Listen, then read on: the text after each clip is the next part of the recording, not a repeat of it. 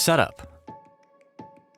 In the box, you'll find a power adapter, an Alexa voice remote, 2 AAA batteries, and your new Fire TV. To get started, you'll need a high-definition TV. Turn on your TV and plug the Fire TV into the HDMI port on your TV. The port will look something like this and is usually found on the back or side of your TV. Next, install the batteries into the remote. Line up the direction of the plus and minus side of the batteries with the markings on the remote. Now, plug the Fire TV's power cord into the device and into a power outlet. Make sure the cord is securely inserted in the side of the device. You should now see the Fire TV startup screen on your TV.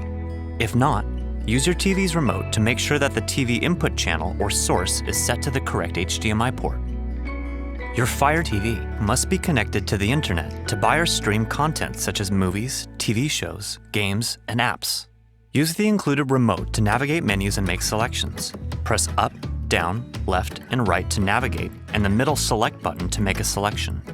Select the name of the network you'd like to connect to and enter the network password using the on-screen keyboard. Once connected, your device will install any available updates before proceeding. Enter your Amazon account information, then select Sign In.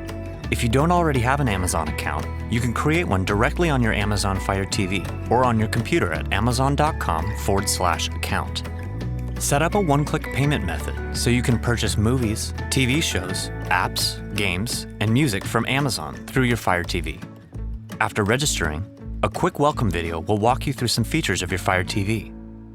Lastly, you can also activate parental controls. Parental controls allow you to block purchases and restrict access to Amazon content. You will need a PIN to activate or deactivate parental controls. For more help information, visit amazon.com/Fire TV support.